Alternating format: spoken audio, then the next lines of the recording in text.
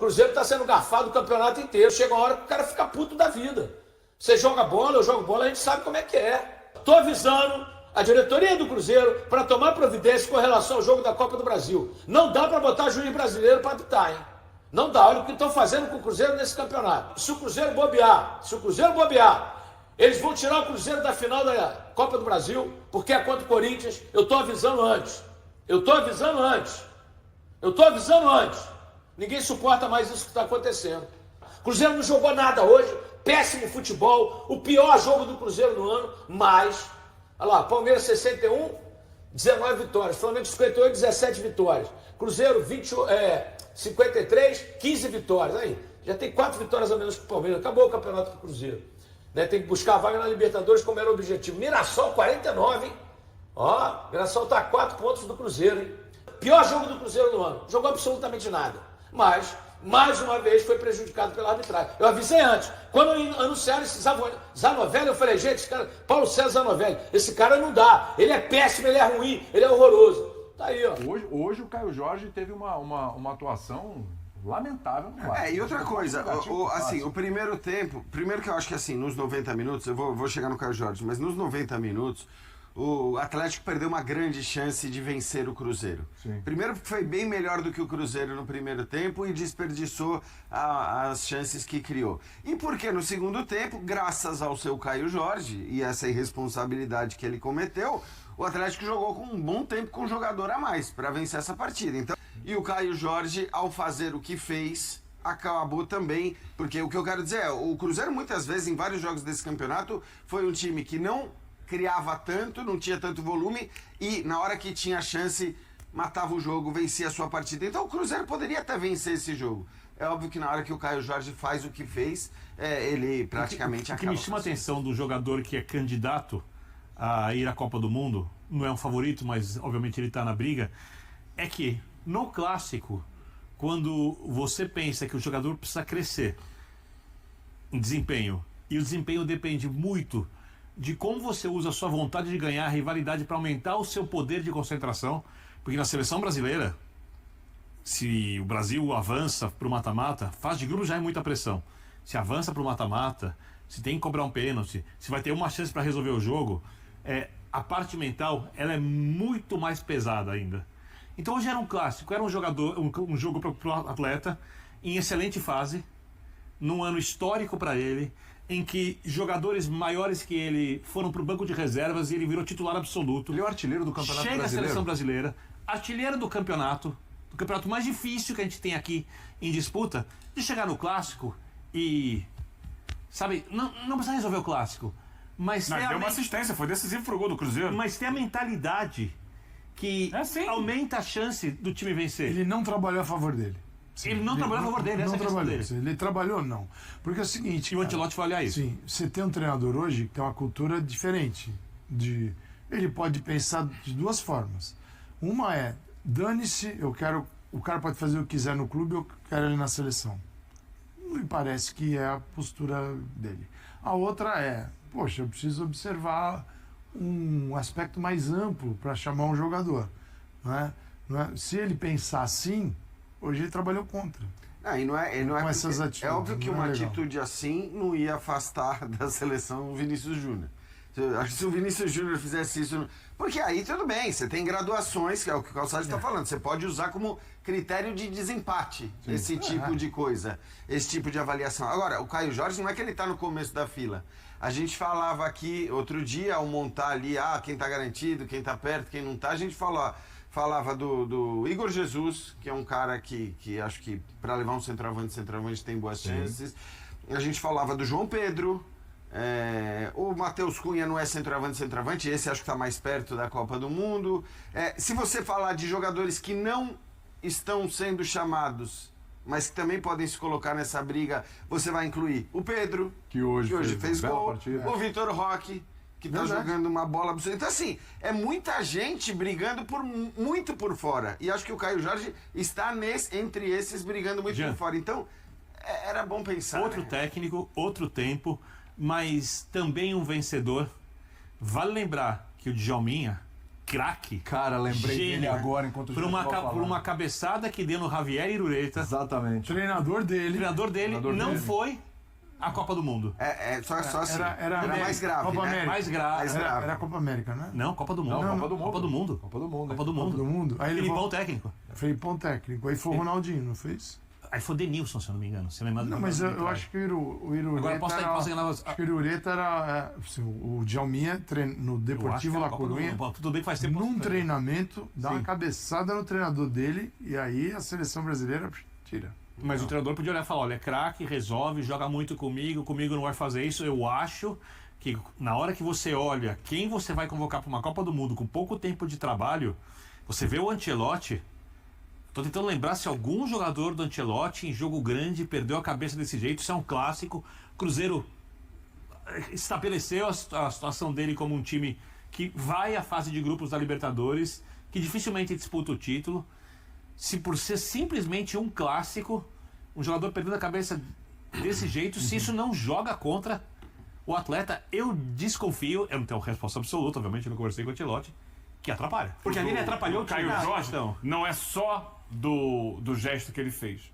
É de toda a atitude dele no jogo. E o impacto no jogo. Adversário. É a postura dele dentro de um jogo que é um jogo mais nervoso mesmo. Porque é um clássico, tá no campo do adversário.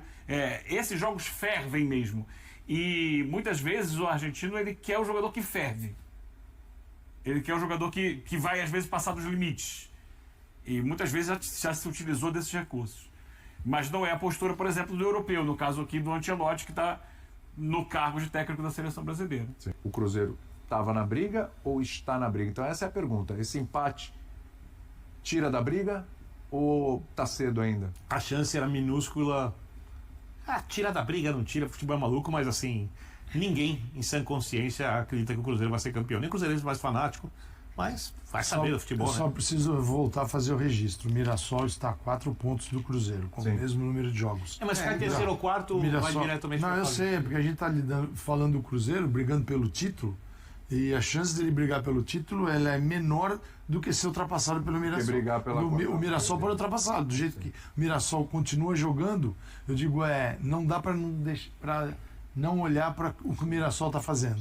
Sim. O Cruzeiro precisaria, o Flamengo ou o Palmeiras precisariam perder 3 vezes daqui até o fim do campeonato. 11 rodadas. O Flamengo perdeu 3 vezes no campeonato até aqui.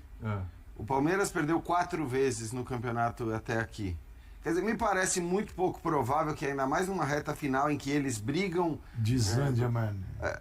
pelo título diretamente, eles vão perder. Ok, tem um confronto direto, um dos dois pode perder, a chance é grande de um dos dois perder.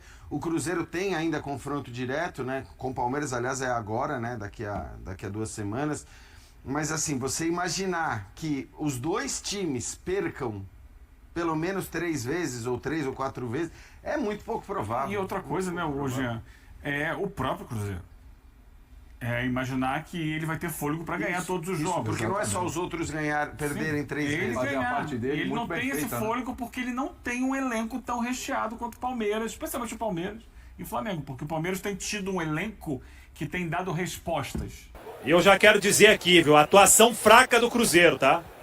Depois, com 10 ali, a gente leva um ponto, né? Mas a atuação bem fraca do Cruzeiro. Pra mim o sentimento hoje é como se fosse uma derrota, sabe? A gente, às vezes tem que valorizar um ponto aqui e ali no final do campeonato, isso é importante, né? Mas assim, empatar com esse time aqui do Atlético Mineiro, né? Eu acho que nosso time tinha um potencial incrível aí para conseguir essa vitória. Realmente entramos muito abaixo, não jogamos o primeiro tempo. O segundo a gente voltou, o que a gente fez no primeiros 2 minutos do segundo tempo, a gente não fez o primeiro tempo inteiro. A gente se impôs, sabe? A gente é muito melhor fisicamente que o time deles, tecnicamente, enfim, a tabela tá aí para mostrar. E a gente recentemente fez 2 jogos contra eles na Copa do Brasil e a gente demonstrou todo o nosso potencial, tudo que o nosso time poderia ter feito hoje, né? Infelizmente não entramos bem. Segundo tempo a gente conseguiu o gol e aí era a hora, né?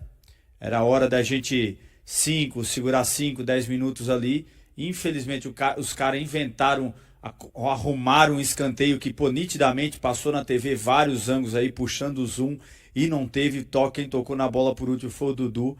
E aí teria que ter tido também uma reclamação mais incisiva, né? Eu não sei se o VAR poderia ter chamado, aí é negócio mais da regra, mas eu não sei, Valu, se poderia ter chamado porque originou o gol. É, o lance de gol. Aí o lance de gol ele é revisado desde a sua origem, né? A origem foi o quê? O escanteio, né? Tudo bem que rolou pra trás, boa jogada ensaiada, mas foi o escanteio. Teria que ter revisado e teria que ter chamado aí pra ver que não foi escanteio. Aí bateu rápido, aí foi desorganização e aí a gente voltou aquele Cruzeiro, né? Que a gente não conseguiu se impor. A gente teve muita vontade no segundo tempo, mas aí com homem a menos, né? O Caio Jorge realmente ali errou na mão. Eu acho que errou na mão literalmente, né? Eu acho que errou no exagero, né? Hoje em dia é muito complicado você fazer um negócio desse, mas eu entendo, eu já estive lá dentro e a gente fica revoltado mesmo com algumas situações, né? E no caso dele ali, ele expôs, né? Um negócio ali foi até infantil da parte dele, uma coisa para se corrigir, se controlar. Eu acho que desde o primeiro tempo ele passou um pouquinho do ponto, sabe? Tava um pouco exagerado na catimba e tal. Eu acho que isso aí só favorece o time que é mais fraco tecnicamente, que é o caso do Atlético Mineiro. Eu acho que a gente teve... E como é fraco? Não, os caras fraco naturalmente. E hoje, com uma zaga, com um jogador que fez a segunda partida, o tal do Juan Tressoldi, com o Roman com uma mão basicamente quebrada, e ali também com o Saravia, que voltou a jogar há pouco tempo, Fabrício. Pois é, eu também acho. Como cruzeirense, assim, a gente tem que ficar triste com essa atuação de hoje, porque assim, não por ter jogado na casa do rival, que o nosso retrospecto é até melhor, mas assim, a gente deixou de ganhar, né, 3 pontos aí, porque tanto é que o time deles é muito inferior ao nosso, né, e comprovou isso, com um homem a mais, quase que o segundo tempo inteiro, e não conseguiu fazer os gols. Lógico que a gente sem ataque e tal, mas defensivamente não teve aquelas grandes jogadas, criaram grandes situações. Fala uma defesa aí do Aragão, fez um milagre, ou qualquer coisa do tipo. Até, inclusive, para falar do Aragão, bem, né? Assim, entrou numa fogueira danada, porque, né, sem ritmo de jogo, sem confiança, até desculpa, Fabrício, te cortar, mas bem no jogo, conseguiu, nas poucas vezes que o Atlético Mineiro finalizou na direção do gol, conseguiu ir bem. Não, isso aí, eu acho que, mas a gente ficou devendo muito, né, algumas atuações, né, eu acho que o Willian também deixou a desejar hoje de novo, sabe, eu acho que o Wanderson teve mais uma chance e não provou, né, eu acho que aí a gente tem que começar de repente a testar ali Arroio, algumas outras opções, o time hoje tem que rever, não foi bem, eu acho que até Matheus Pereira tentou buscar um pouco o jogo, o Caio Jorge, mas eu acho que faltou muito assim da nossa parte de se expor, de querer ser o nosso Cruzeiro, né, de sempre, estar brigando pela tabela, de querer os 3 pontos. Eu acho que a gente tem que rever algumas coisas e corrigir, né? Corrigir para esse jogo de sábado. A gente já está somando ponto, porque como a gente está falando, seria frustrante a gente não conseguir essa vaga na Libertadores, né? Eu acho que como tá tudo, várias rodadas ali, estamos bem, e os caras estão vindo forte ali, né? Mirassol forte, Bahia, Botafogo, enfim. Temos que achar o foco de novo, entendeu? Pra não dar essa brecha. O que me desagradou muito, né? Também quero ouvir a coletiva do Jardim. Agradecer a turma que está aqui com a gente, mais de 16 mil pessoas nesse pós-jogo, 17 mil pessoas agora aqui conosco. Me desagradou muito a rotação, né? Eu acho que contra o Vasco, por exemplo, nós erramos muitos gestos técnicos. Finalizamos 16 bolas ali de dentro da área, cometemos 2 erros pontuais, individuais, né? Aquela bola nas costas do Kaique, o cruzamento pro Ryan e a falha do Matheus Henrique. Não estou dizendo que jogamos bem, não. Jogamos mal. Mas perto do que foi o jogo hoje, principalmente, eu vou analisar assim, no contexto em que estávamos com a mesma condição numérica, né? Porque depois, realmente, independente de você estar bem ou mal, o jogo, quando você tem um a menos, ele entra num outro tipo de contexto. Mas a mim incomodou bastante a questão da postura, né? A gente sabia, a gente cantou a pedra. tem cantado a pedra aqui na programação da Samuca TV. O que sobrou para o adversário de hoje é jogar a honra, né? Jogar a honra pela forma como foram eliminados na Copa do Brasil, pela temporada que tem, mas nesse tipo de situação você precisa, e o Fabrício sempre fala isso aqui, né? Você precisa de igualar a intensidade. Se não tá dando no dia na técnica, eu achei um Cruzeiro assim muito passivo, muito bonzinho. Fiquei tentando imaginar algo que o Cruzeiro tenha feito de bom na primeira etapa e não consegui esbarrar em nada. O Cruzeiro cansou um pouco o adversário. O Cruzeiro defendeu muito bem. Não, o Cruzeiro não conseguiu fazer nada que se propôs a fazer, né? Não jogou, não conseguiu defender. Então a gente quer realmente ouvir, né, um pouco do porquê, né, dessa postura do Cruzeiro. Como disse bem a Rafa, depois de uma parada, é a primeira vez que o Cruzeiro volta de uma parada e empata. Não perde, não vou dizer por pouco, porque o adversário é muito ruim, e é muito ruim mesmo, tá? Bem dizer a verdade, o Sport criou muito mais situações de gols para nos vencer naquela partida do último domingo do que o Atlético Mineiro. Não é à toa, é o pior time do Campeonato Brasileiro no retorno, né? Ninguém está falando, tirando a questão do aspecto da camisa e aliviando o fato de ser um clássico. Mas a gente viu aí, o time que ficou com um a mais, enfim. E quando eu digo isso, pessoal, não estou valorizando esse um ponto não, tá? Porque aí quando já pega no recorte, né, pegamos derrota já são 4 jogos ali onde o Cruzeiro consegue somar apenas 2, né? São 12 pontos aí e o Cruzeiro somou 2, e são pontos que vão escorrendo pelo ralo num momento importante em que agora temos 30 pontos pela frente. Então, Fabrício, para amanhã a turma... você fala que a derrota tem que doer, para falar, galera, esse aqui é o quadro, 30 pontos agora. O Mirassol, ele não tá nem aí, tá? O Mirassol tá aquele cara, sabe... Ele cumpriu a missão dele esse ano. O Mirassol é aquele cara que ganhou ganhou na Mega e tá vivendo com lucros do que ganhou na Mega, né? Nem com dinheiro da Mega não, Fabrício. Não, os caras já bateram a meta deles, cara. Tá doido. O que vier pra eles é lucro. A gente tem que ligar o sinal mas meio que de alerta, né? Porque, cara, é reta final de campeonato, né? A gente tem que recuperar esses pontos aí, a gente tem que continuar somando. Tudo bem, teve esses erros aí de arbitragem, tudo, mas a gente não foi bem, né? Principalmente no primeiro tempo, né? A gente aceitou muito o time do Atlético Mineiro, respeitamos muito. Eu acho que pro time que a gente tem, a gente não deveria agir de uma maneira diferente nesse jogo aí, e que sirva de aprendizado, né, Valu? Sirva de aprendizado aí, a turma se hoje sinta esse empate. É que, assim, ficou com um homem a menos, então fica sempre aquela coisinha de 1-1, beleza, entendeu? Não perdemos, os caras nem com 12 conseguiram ganhar de nós, entendeu? Porque hoje foi 12, né? Hoje tinha 12 dentro de campo, né? E aí, mas amanhã é rever, né? Rever as coisas, rever o conceito, comissão técnica, trazer todo mundo pro chãozinho de novo, recuperar, porque vai ter um jogo super importante sábado no Mineirão, com certeza vai estar lotado, e a gente tem que buscar aí encontrar esse caminho aí da vitória de qualquer jeito.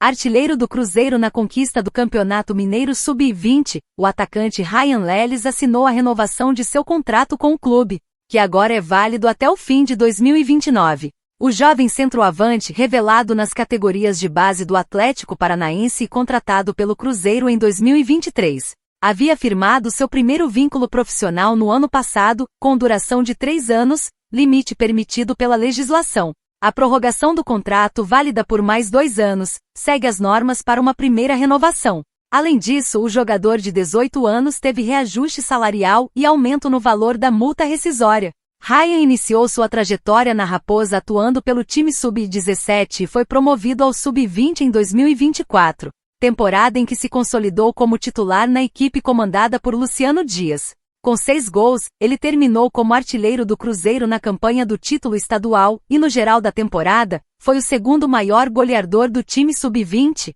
somando 14 gols e 8 assistências. Embora atue principalmente como centroavante, Ryan se destaca pela versatilidade e capacidade de jogar também pelas pontas. O jogador já participou de treinamentos com o elenco principal sob o comando de Leonardo Jardim. E aí, galera, o que acharam? Deixem suas opiniões nos comentários. Não se esqueçam de deixar o like, se inscrever no canal e ativar o sininho para receber as notificações. Até mais, Nação Celeste! Vamos pra frente!